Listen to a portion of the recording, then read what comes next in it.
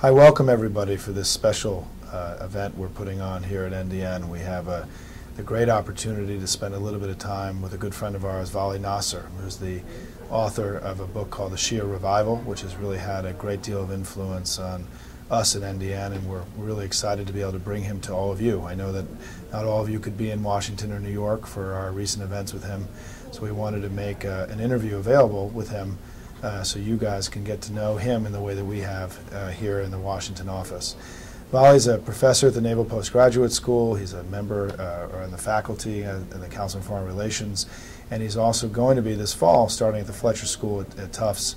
And as I mentioned earlier, he's been the author of a very influential book called The Shia Revival. So welcome, Vali. Thank you. Glad to have you here.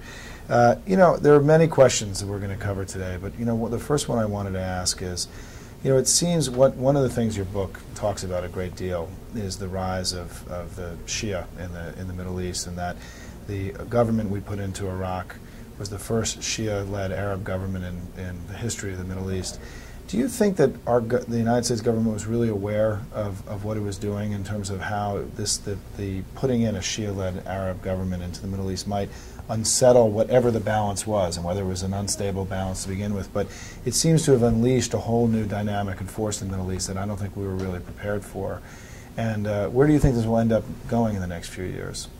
Well, you're right. I don't think either policymakers were not aware of this, or some even old Middle East hands in Washington tended to look at the Middle East the way the Middle East saw itself. In other words, as Sunni Arab, with the Shias being invisible there.